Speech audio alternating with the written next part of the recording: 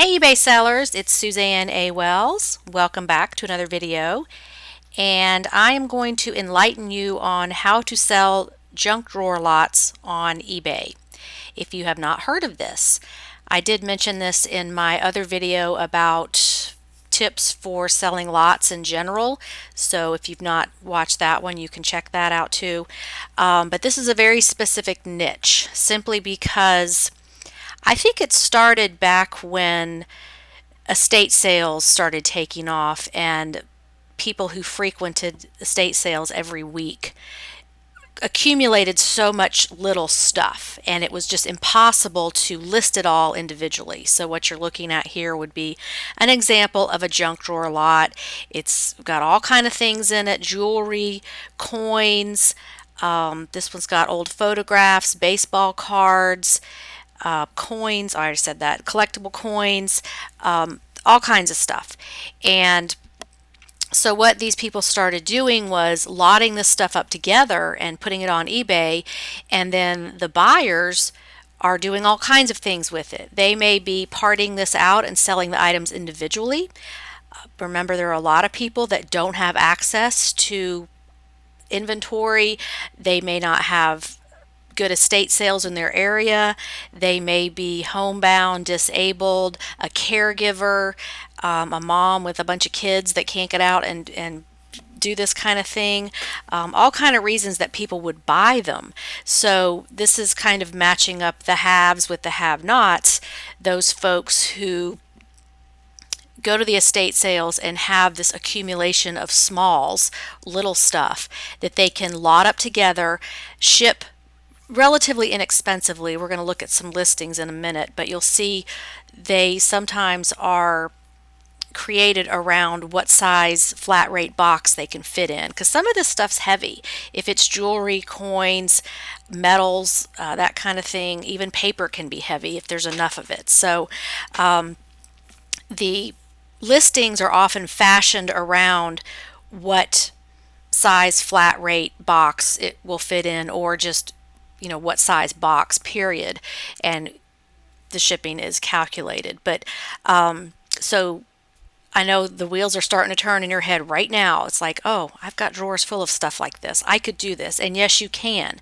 The average American household has 300,000 items in it. And this is why, is because they've probably got drawers full of all this little trinkety small stuff that's just accumulated over the years. And that's just our lifestyle here in America, is consumerism and accumulation of things.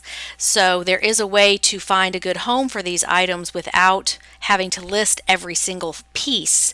And this is the beauty of the junk drawer lots, is you can still make some money on these items. You can get stuff moved out of, whether it's your home, your inventory, if you have a storage unit, or if you have recently had to deal with an estate, which that's just happening more and more frequently now as the population is aging, especially you baby boomers who are having to deal with your parents who you're either downsizing or dealing with their estates, and then you've got your own stuff. So there's no shortage of stuff, and this is a great way to sell stuff, rehome it to somebody who wants it, and not have to list every single piece individually. So again, the people who want it are those that may not have access to stuff in their area. Maybe they're in a very rural area,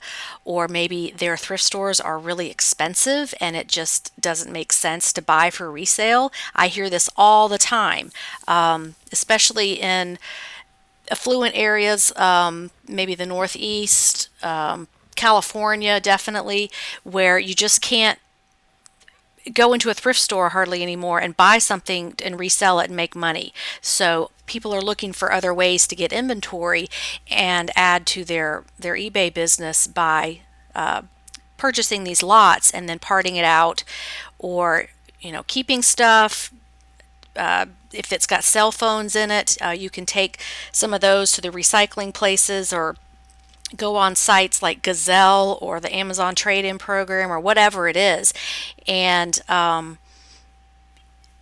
people do have the time to sort through this. Others don't. They have access to all the stuff. So enough said on that. Now let's go look at eBay and see how this all works. So what I've got pulled up here is just junk drawer lot. And what's interesting here is these are the active listings, okay? So we've got 3,989 active listings for junk drawer lot, okay? And I did look at auctions versus fixed price. About 40% are auctions and about 60% are fixed price. So almost an even split there on how to list this, because I know that's probably your next question. How do I list this stuff? Because what I'm thinking happens is if it's a true mixture of all kinds of things, like like this right here, which just got all kinds of stuff in it. Maybe a situation where you've got collectors or maybe pawn shop owners or people who have little stores, brick and mortar stores or whatever. And they're going on and looking at these pictures and looking at what's in here. And maybe they're seeing something like one item that they know is very valuable. And it's because they know their niche. So they're willing to pay a pretty good price for all this stuff, even though they may only see a few things in here that are truly valuable. And so like this seller here doesn't have time to do that. He's not going to go through and look up every single one of these items in this lot because it's just too much stuff. So that's one thing that's happening is you've got collectors that know their niche and they see something in here that's worth money, and so they buy the whole lot.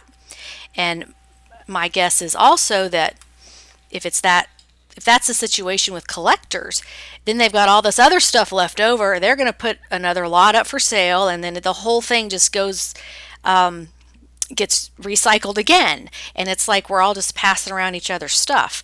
But so like this person has this lot up for sale for $260. Let's see, that's the current bid. So if we go to the bids, we can see he started it at 99 cents. So this is obviously somebody who knows what they're doing. If they're going to start it at 99 cents, and the bidding is up to $260 with 1 day and 4 hours left. So this is one way to do it. Now let's go back to the active listings. What I wanted to show you was there's not a whole lot there's not a large number of these listings, only 4,000, okay? And then we've got a 60-40 split on auction versus buy it now. Auction is 40%, buy it now is about 60%. Now, if we go to the sold listings, this is where it gets very interesting because I didn't change anything. This is actually worldwide. We're looking at all listings. Obviously, these are going to be in mostly in used condition. I don't know how you could list it in new condition if it's I guess you would have to pick out all the new stuff and put that together. But anyway, if we look at the sold listings, we see there are 13,363 sold listings. So over 3 times as many sold as listed, which tells me this is a high demand thing. These are going to sell pretty quickly, and there's 3 times more sold than active. So that's the perfect cocktail of ingredients for an eBay business, is to have something that's in high demand like this. Obviously, it's going to depend on what you put in your lot. But what's also very interesting here is if we go and look at how many of the sold listings were on auction, I've already done the math here, 81% of the solds were auctions, and only 19% of the solds were buy it now. So this tells me if you're going to do this, try this business model with junk drawer lots, then the way to go is definitely auction. Obviously, you've got to start it at the least you're willing to take. So that's going to take a little practice and experience to get to that level. But this is something you can do right now, especially if you are I would say an early Gen Xer or a baby boomer, because you have all this stuff. Um, I've been in enough homes helping people with their eBay to know that every home has at least one, if not many, junk drawers. So let's take a look at what's in these lots. And after you watch this video and maybe go do a little bit of research on your own, you can start putting some of these together for yourself to not only help downsize your stuff, but make some money on junk that's just sitting there not doing anything. So we're going to look at ones that are basically practical, that you might actually find these items. I'm going to skip over the most expensive ones because those probably have something very high dollar in there. But you can see these sell for over $500. Like this one is all watches. And what people do here is, now this is probably an estate sale person, or maybe he goes to live auctions and gets the stuff. I have no idea. I have no way of knowing. But if we look at the pictures, it's all watches. Maybe some work, maybe some don't, but he's put all this together and it's sold for $510. And the title on the listing says Huge Junk Drawer Watch Lot, Working, Non-Working, 51 Pieces, Men and Women. Let's see what they started the bidding at. $29.99. And it went all the way up to $510. There were 28 bids. So this is definitely a lucrative way to make money with thrown away, cast off, smalls that you can batch together. And the description here is it's pretty basic, just talking about 35 working watches, 13 non-working, on and on. So that's one example. It's all watches. Everything in there's the same thing, okay? Then we get down to jewelry. That's another one. These are like scrap lots. So this person obviously specializes in jewelry and they know what they're doing. So they've got all these little bags of jewelry here. Some is fine, some is not. And he's showing the weights of different items there. So this person knows what they're doing with the jewelry. And they've got their description down here about what all is included, which is very important because this is not like mystery box, which, by the way, those aren't even allowed on eBay. I don't know how there's so many of them out there, but the customer needs to know what they're getting. And you don't want to return, you don't want an item not as described, you don't want any problems after the auction or the listing is over and they pay. So this person started their auction off at $495 and they got one bid. It says two bids, but that person probably put in a higher bid in case it was needed. So they got what they wanted on this lot of scrap gold. So probably most of you listening don't have drawers of gold around your home. So let's go look at some other things that could be actually found in your home. Here's another interesting one. This is a knife lot. Pocket knives and that kind of thing. So here's all the different ones. So this is obviously somebody who goes to estate sales, live auctions, whatever, and they're sorting out their items and selling them in like batches of like items, which makes sense. That's one way to do it. So there's all his knives and cleavers and all kinds of old stuff there. And it says it sold for $800. I think it was a best offer. So to look that up, we go to watch count. And we're going to put in the item number here, just in case you didn't know how to do this. You put that in, and it tells us it sold for $350. So, still not bad for a bunch of old knives. Okay, let's look at some other lots that have more of a mixture. Okay, here's a good one. Vintage collection of watches, purses, vase, books, estate, junk drawer lot. So let's see what's in here. We've got a little evening bag. We've got watches. Looks like a little silver pewter baby rattle. Maybe an ashtray. Some old glasses, eyeglasses. Looks like some bookends over here. Little figurines. Maybe they're salt and pepper shakers. I can't tell. Let's see what else. Little pieces of jewelry. There's a bracelet, watches, evening bags. Candle, is that a candle holder or perfume dispenser? I'm not sure what that is exactly. It's just a mishmash of all different kinds of things. And this one looks like it's sold on best offer too. So let's see what the real price was. Oops, put the wrong thing in there. Copied the wrong thing. Try that again.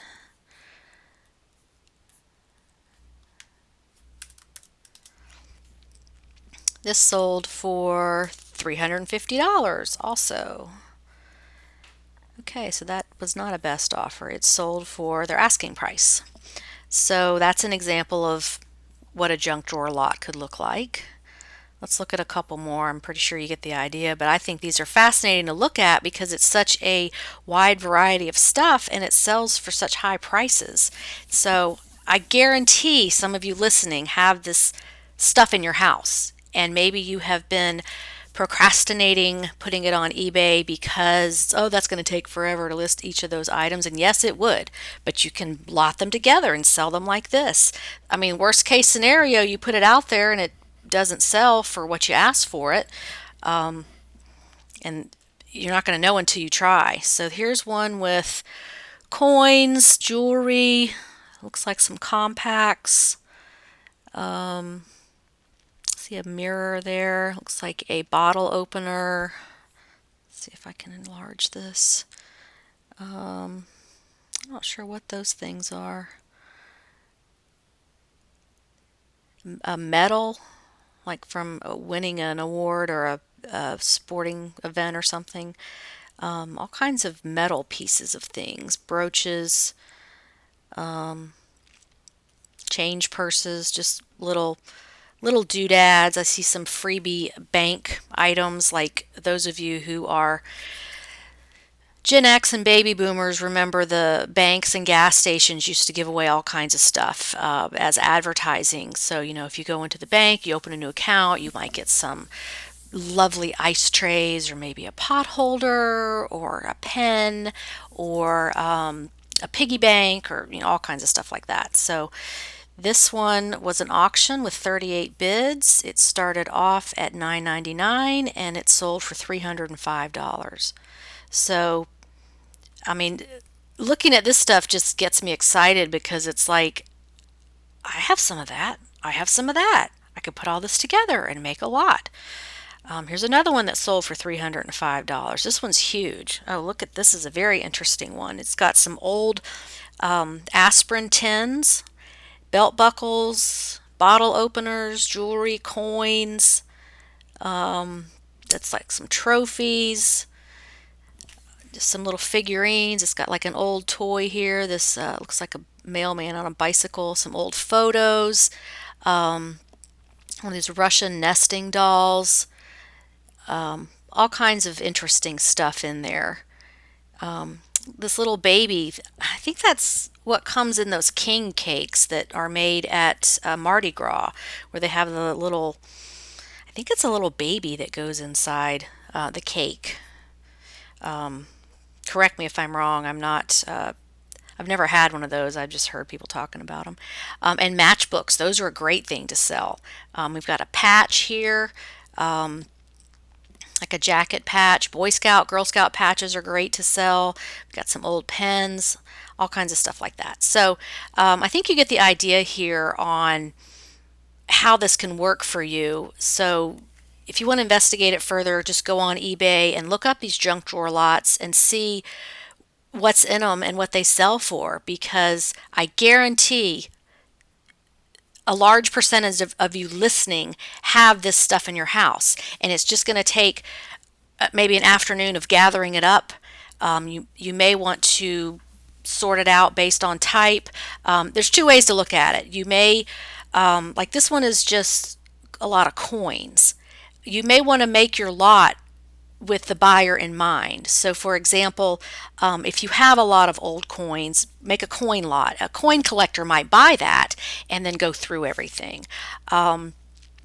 Or, stamps, that's another thing people collect. Or, it just depends on what you have, but there's very specific niches. Baseball cards is another one that who wants to sit there and look up thousands of baseball cards? But if you just have a few, you could throw them in a junk drawer lot. If you have a bunch of them, then I would sell them all together, because the baseball card market is a very specific niche that you have to know a lot about. And there's grading. You have to be able to grade the card and all that kind of stuff. So think about who your end buyer might be. But there's definitely a lot of opportunity for this, and a great way to get some of this extra stuff out of your house, especially if you are approaching retirement and you are going to move. You're going to sell your larger home and move somewhere else. If you see downsizing in your future, this is a great way to start. So check that out. I also want to mention, since I know a lot of you listening are either pre-retiree, you're in retirement now, that I'm still honoring my special for the 30-minute phone consultation and the 90-minute beginner course that's priced at $50. This is for any of you who are moving into retirement and want to establish an eBay business, or maybe you're already there or you're semi-retired. Just want to be able to talk to you folks about how to do this the right way, because I know that you want to rely on this for some extra income, and it is a great flexible business for retirement time, because you can do as much as you want, take time off to travel or go see family, or if you have health issues, eBay can just be put on the back burner. But so we can have a 30-minute phone call, and then I give you my 90-minute video beginner course, which helps you get off to a running start and do things the right way. So I hope this has been helpful as far as junk drawer lots, and I would love to hear your experience with this. If you've done it, the kind of money you've made, what you put in your lots. I think it's a wonderful way to connect the haves with the have-nots, because I know people that do this, that buy these lots, and a couple of them are disabled, but they love getting those boxes in the mail, and then they start going through everything, and it's a great business model for the ones who receive it, because this gives them inventory to work with, a way to make money. It's a great supplement to their disability, and it's very interesting work. It keeps your mind active, and it's just fun. So anyway, sorry I rambled on there. Love your comments below, and have a profitable and productive day on eBay. Bye.